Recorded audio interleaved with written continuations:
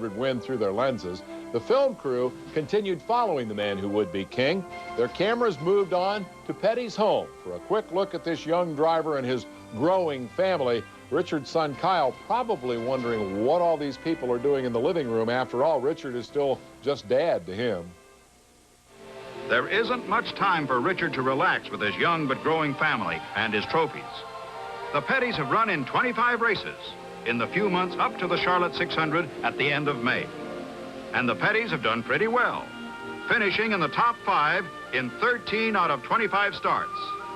With this record behind them, there's an air of quiet excitement as the Pettys get ready for the World 600.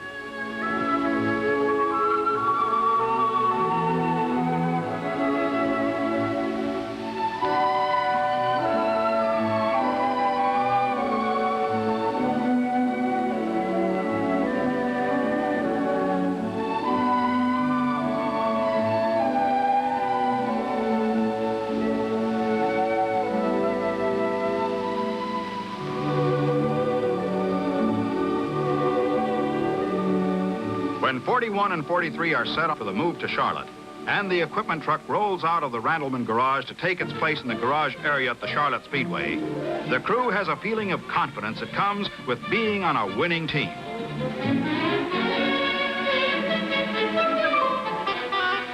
But the best of plans in racing have a way of going astray, and the competition is plenty tough. This is the main event of the rematch for the honors lost and won at Daytona.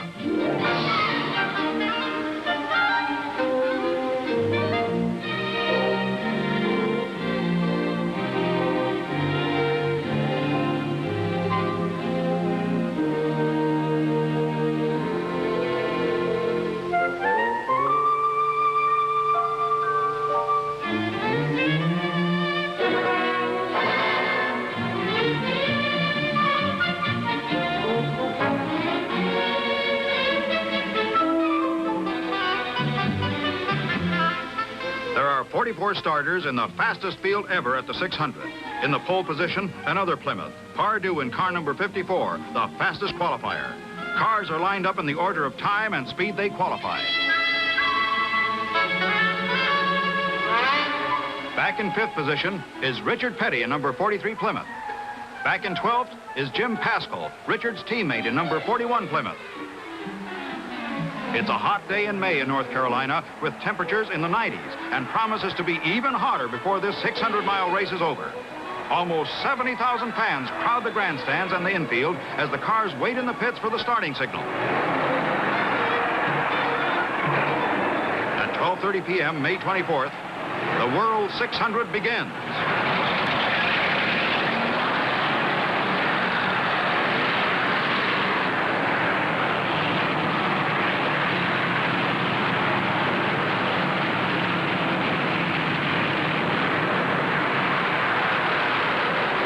Once around the track to form in position, and they're off to a beautiful running start.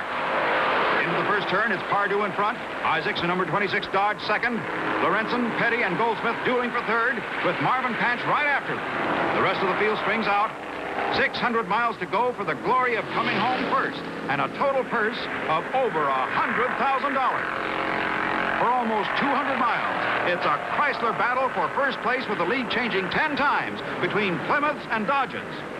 When cars pit, the race still goes on. Fuel and tires in less than half a minute.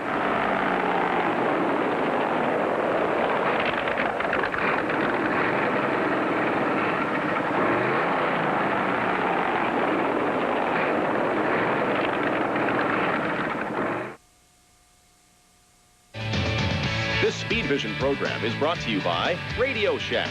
You've got questions, we've got answers.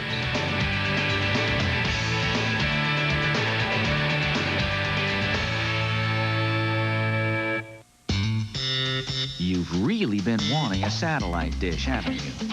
You want all the sports, you want all the movies, but you're concerned about the costs, the programming, the installation. Hey, come into Radio Shack. Yeah, we'll explain everything. And now an RCA DirecTV system.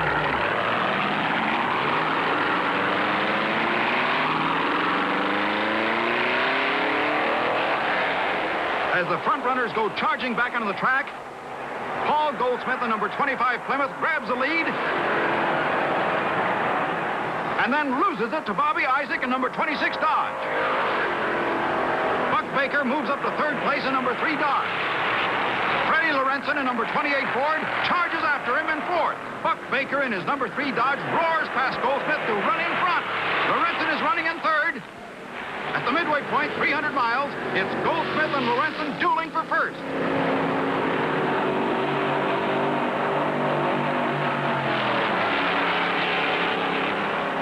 Baker has dropped back to third. Lorenzen passes Goldsmith to take first. Pascal in number 41 Plymouth makes his move. Uh-oh, trouble.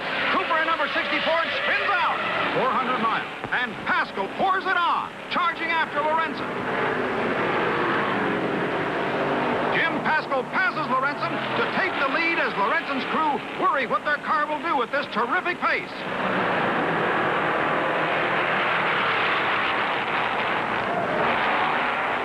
Richard Petty has moved up to third in number 43 Plymouth. Oh, Lorenzen's in trouble. He's heading into the pits. Now the signal from the Petty pit is go. And it's Pascal and Petty running 1 and 2 for the last 75 miles. And the checkered flag for Jim Pascal in number 41 Plymouth. Richard is only a split second behind his teammate. A great victory for the Petty team and Plymouth. In this contest with the best of Detroit, they prove they not only have the speed, but the staying power. Together, Jim Pascal and Richard Petty get the lion's share of the $100,000 purse.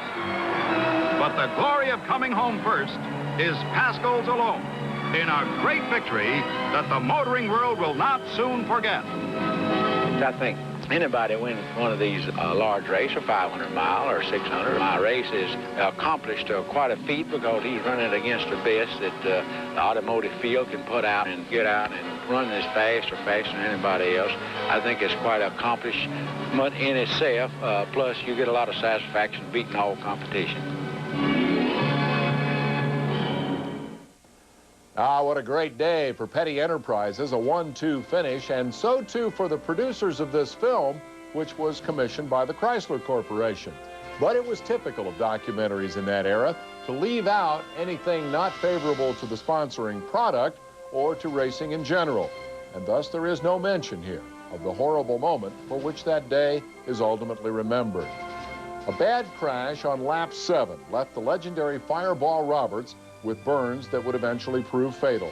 The sport's biggest star of his day, Fireball clung to life for 5 long weeks, then died July 2nd at the age of 35. His passing mourned throughout the sport. I'm Dave Despain. That's it for now. Join us next week for another ride into racing history on Victory Circle.